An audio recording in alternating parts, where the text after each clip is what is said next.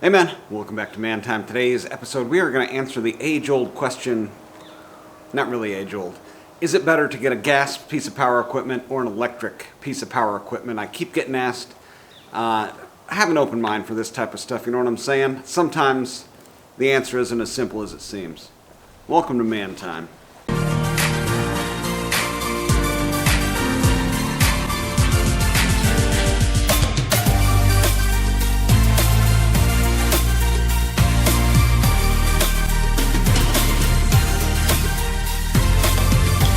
Alright man, well today I have experienced, it is cold. I'm just going to hood up for this one because it's a high of 35 today.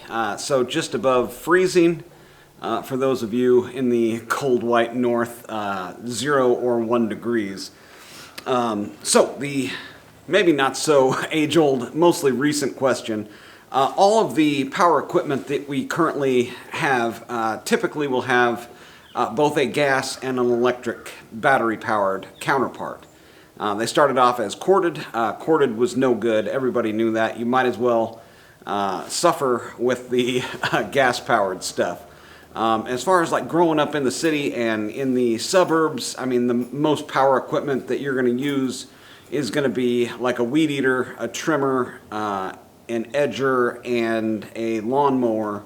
Those are going to be your mainstays, but every once in a while you need something like a blower or, of course in the north you're probably going to have a snowblower.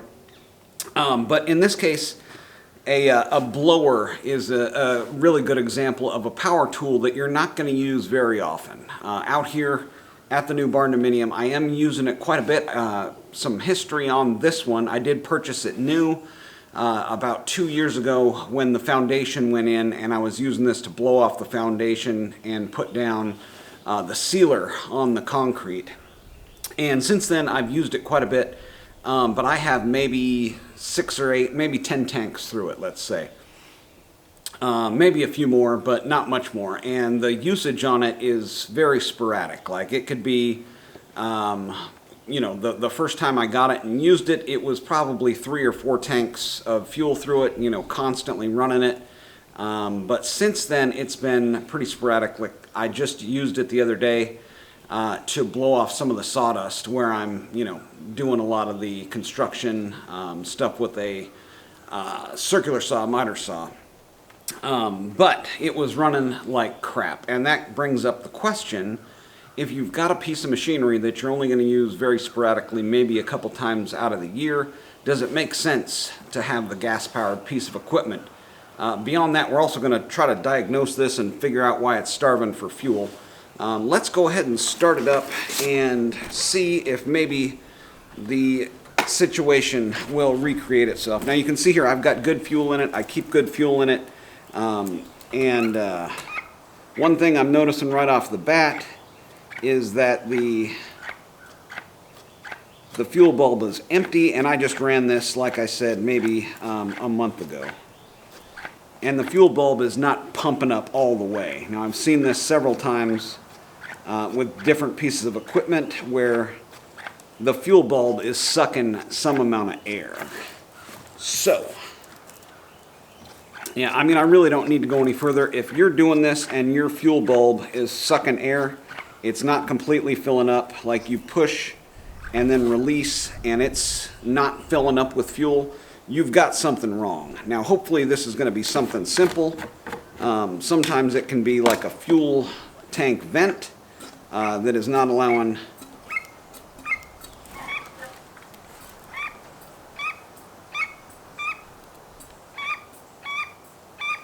Yeah, so it's got a vent that comes and returns back to the fuel tank, and I can hear that thing pumping air back into the tank.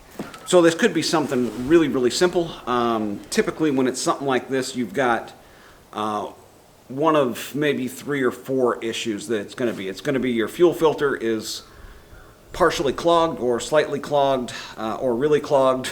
The fuel line has like a hole in it, or it's mushy and it's pinching together, but in this case it is blowing air back, so I don't think it's that. The other alternative is you've got a crappy Zamacarb on here, which I definitely do. This doesn't even look like a Zamacarb. This looks worse than a Zamacarb. This one is a Ruing with like a star in the middle. Ruxing. Yeah, so this is like bottom shelf carburetor on what should be a pretty good blower. Redmax, you know, I did some research on this, and I was looking at Stihl, Husqvarna, and Redmax. Those were the three major players in this game. And Redmax ended up having better stats than both the Husqvarna and the Stihl blowers. And it was cheap. It was on sale when I got it. So it was maybe 50, 75 bucks cheaper than the competitor of Stihl or Husqvarna. So a really good deal on it. And the issue is, you know, stuff like this, just minor things. I need to do a job here, and I want to be able to grab the tool, and I want it to be able to work. Especially for a blower. There's many things that you can use a blower for, and sometimes a gas-powered one just doesn't make sense, right? So, like after you get done washing your car, for instance, go ahead and blow it off before you chamois it. If you've got anything else, outdoor power equipment that you're washing, man, it makes sense just to grab a blower and blow all that water off of it real quick rather than use something like compressed air. And you know, having something like a cheap Ego or Cobalt or, you know, whatever power blower that's battery powered just makes a whole lot of sense. And somebody for like that's living in the city that has maybe a tree or two in their small lot that their house is on, every once in a while, you know, they're going to want to trim up their tree, or they've got a big branch fall or this or that. It makes sense to have something that's battery powered, you know, that you maybe are going to use every other year. But in this case, I thought I was going to get more use out of this than I did, and that's why I went gas-powered. I basically just didn't even look at electric because I don't know. But anyways, I'm going to try to diagnose this. So let me figure out if I can get this fuel line and fuel filter out of here. And let me know down below if you are thinking about getting an electric powered type of tool, and where you think that makes sense when you're looking at power equipment. So, all right, let's see if we can get this apart. Okay, so I've got the fuel filter out of the tank. First thing I'm going to do here, yeah, I mean, good fresh gas. What I'd really like to do is put this line down in the, you know what, I'm going to do that. I'm going to put this line back down in the tank with no filter on it and pump and see what I get coming through the bulb. So let's get this submerged. It doesn't feel mushy or anything. It feels like a good Husqvarna line. Of course, Redmax used to be Husqvarna. I think they were picked up by another brand, maybe Zenoah. It may even say on here. Let's see, Redmax. Yeah, this one is actually on the bottom here, Husqvarna Zenoah Company Limited. So this is as they were transitioning, or maybe they're still owned by Husqvarna, who knows. But anyways, let's pump it up. Let's listen close and see if we can hear it pumping up.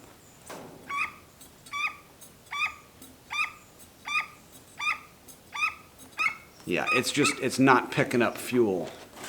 It's not picking up fuel from the fuel line. So even if this fuel filter is or was clean, no, fuel filter's plugged solid. So I do need a new fuel filter. I think I've got one of those.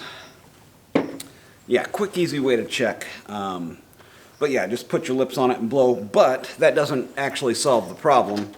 The problem is with that fuel filter being clogged, it's still trying to suck gas from an alternate source. And in this case, I think that source is coming from the carburetor somewhere.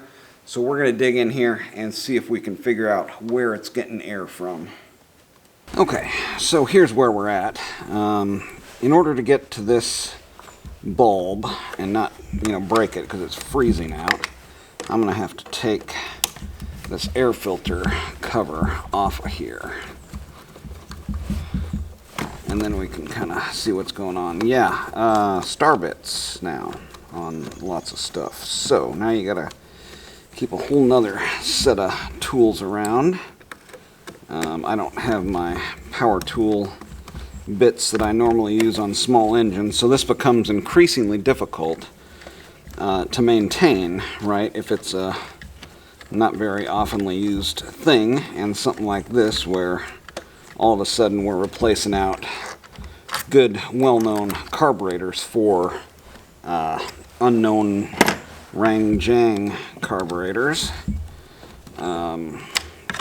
Yeah, just increasingly difficult to maintain the equipment. You almost need, you know, specialized tools, and of course, being a two-stroke, kind of more in-depth knowledge of what most people are going to have, you know. So, let's see, where are you still held on there? So this whole thing is kind of coming off. Hopefully this gasket isn't going to tear up with it. Stay there, gasket. Gasket. See, there's another problem. You've got this gigantic big gasket. What in God's name? Are you kidding me? Why do we need this huge gasket on here? Alright, I'm gonna destroy this gasket trying to get it out of here, but yeah, here we go. And getting that, just that air filter cover off. Now the gasket is ripped right there. Boy. Okay, well, let's continue on here, I guess. Okay, so there, oh, and our fuel line just pulled right up out of the tank. So let's see if we can, that's our return line, okay. Yeah, see right now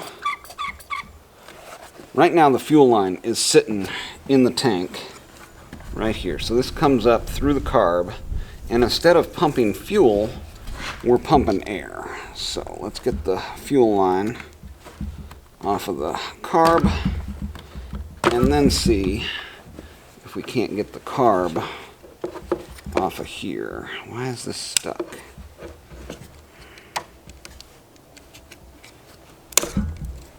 Okay. Yeah, more stuff. Great. And line. Yeah, this line is just junk. This green line, oh man, I don't know why they ever went to using this green stuff. Obviously cost, right? But yeah, it's like rock hard. I've had this stuff that I've bought new and just sat around for a little bit, go bad and like crumble.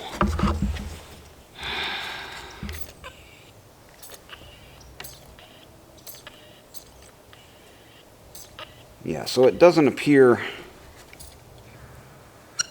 Yeah, the bowl is fine, or the yeah, the primer bulb is fine. It looks like this fuel line is junk.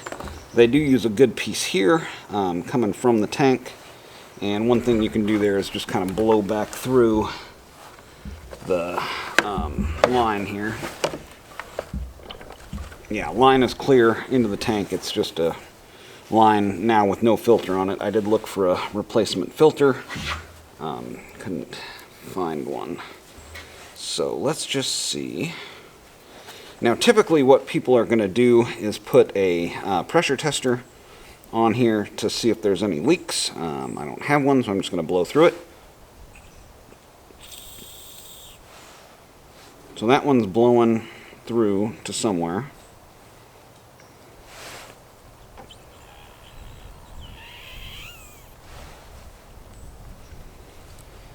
Yeah, so that is just, yeah, so there's a problem inside the carb, right? I'm blowing on the line that's going to the bulb, and I've got air coming out when I plug the incoming line from the tank. Can you guys hear that? And that's coming out here somewhere.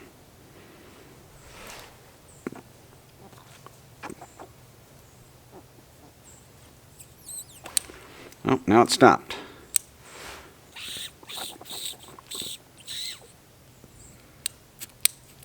Yeah, so intermittently it's blowing air. That's great. Okay, well, let's see if we can pop this carb open without destroying it. I'm going to have to find a razor blade. Yeah, it also looks like this is some sort of X-Torque design. So, but anyways, let's start on this side, since this is kind of where the issue is coming from. And this is what I was experiencing when I was running the chainsaw. It was just an intermittent, all of a sudden it would go lean and bog, you know, on full throttle. Yeah, right there it's letting air out. And it sounds like it's coming from like one of the jets here. But yeah, now it doesn't. Yeah, see, it just gets deeper and deeper. I can see the argument for, you know, an electric-powered, not commonly used item for reasons just like this. And just like this here, this cheap carb. Rutling or Ringting, I don't know. Just not good, you know? Husqvarna used to be a, you know, quality throughout their product line, right? A lot of companies did, where now they're just not. And even, you know, Zenoa was known for being a good, reliable, like, Japanese brand. See, yeah, I mean, it just gets so finicky. Okay.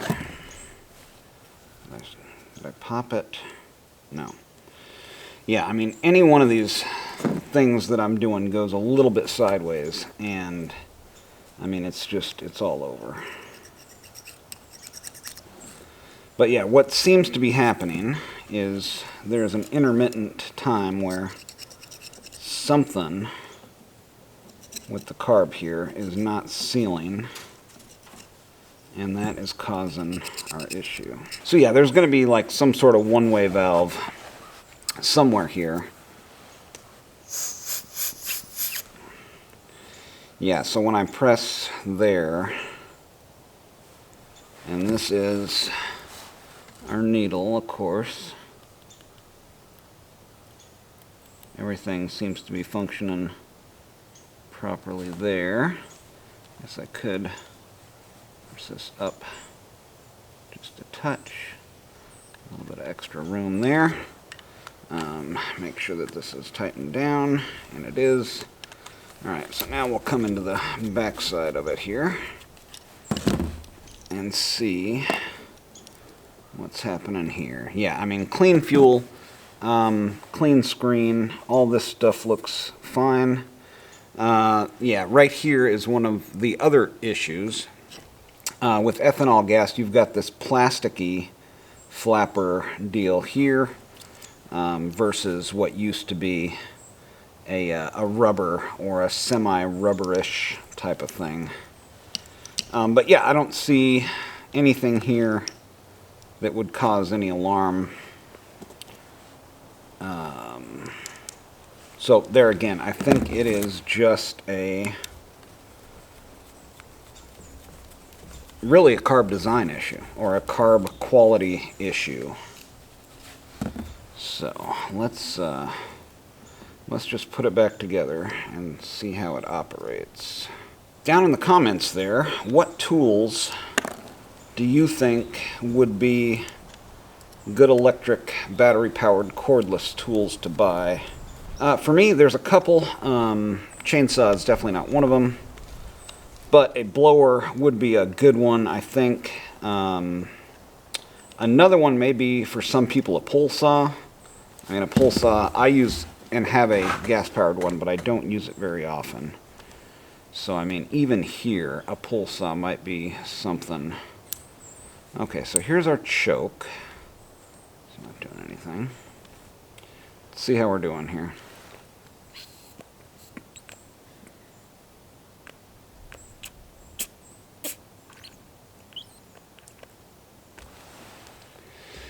Okay, well, it is currently working. And now it's not. Alright, well, the last nail in the head that is going to keep me from putting this project back together, I need a Dremel tool now in order to fix this correctly. I was a little concerned when I saw a little bit of debris coming into the cylinder there, and actually what is happening is this gasket is not able to fully seat onto the carburetor. So this is just basically a ticking time bomb, completely incorrectly designed. So you can see here with the gasket and this aluminum sitting on the carburetor, there is a little gap right under there. And what's happening is this is coming down and hitting the choke linkage or the choke shaft here, and it's not allowing this to fully seat. Like it was up like this, and as you can see there, the choke is coming through, but it is not able to fully open. Like it is just slightly from 90 degrees there. And I was like, okay, well, that's not right. This should be able to close all the way. And then I'm like, all right, well, it's not going back together correctly. And I don't know if you can see the light coming through there, but right there, it's just hitting right on there. So, yeah, I'm going to need to take a Dremel off a little piece of this little aluminum block thing. But yeah, it's not even able to seal against the carburetor like it should. So, yeah, this machine was designed to fail from the factory. So, maybe that's another caveat. Let's talk about that. All right, man. Well, this is the nail in the coffin and the final argument for battery-powered equipment, right? This thing is probably, I don't know, 30-40% more. Let's just say it's 30-40% more. So where a battery blower might be $100, this is $140. Man, maybe even 50% more, 150, maybe even up to 100% more, right? And in this day and age where you've got this kind of quality control and this kind of design and engineering with the built-to-fail mentality, this thing was built to fail right out of the gate, using this cheap green line, using this Ruxing carburetor, having this plate that doesn't even fully seat against here. You're going to be getting unfiltered air coming through there, and with a blower, you're basically blowing dust and dirt, and it is sucking air into it, sucking air into the carb, of course, but also sucking air into blow. It is a designed to fail system, and I don't know, obviously this one says Husqvarna right on it, but it is the cheaper Zenoah brand, and it's designed to fail. So this is the HBZ260R. This is supposed to be like the top level competition for the top level Stihl and Husqvarna blowers, but obviously I need several more things here before I can even get this thing in a ready to start, which is going to be a Dremel, a new piece of fuel line, and a gasket, and a fuel filter. So all that maintenance, all that troubleshooting, all of the intricate things that I need to do to include making a new gasket. This gigantic gasket on here, I have no idea what's going on. But yeah, just horrible design, and more of a reason to go with a battery-powered piece of equipment. Pay the 50 to 60 to even 100% less than what it would be, I guess, if you're looking at it from a perspective of a $200 piece of gas-powered equipment versus a $100 piece of battery-powered equipment. Now, the battery-powered equipment, it might be like a, doesn't include battery or charger situation, where you already have the battery or charger, and I mean, you're probably still going to get something pretty good. After this, I'm looking on Amazon for a DeWalt 20-volt blower, because this is just ridiculous, and I can tell already I'm going to continue to have problems with this based on this carburetor bleeding the pressure off like that. And it's not going to be like a readily available, you know, something I can swap in a Walbro or something like that. Maybe a Zama, I don't know. There's nothing on here other than the name of the company. It just says Ruxine 04. I don't know. But yeah, this is giving some credence to the battery-powered equipment. I'm going to be looking for a blower. What power equipment are you looking for to switch over that you've had problems like this with? Is there anything, or are you just staunch, I'm going to be a gas guy, or I'm switched over to the battery system? Let me know down there in the comments which way you're leaning. Anyways, that's going to do it for today on Man Time. I'm going to go warm up by this wood stove. Get out there, have you some man time too.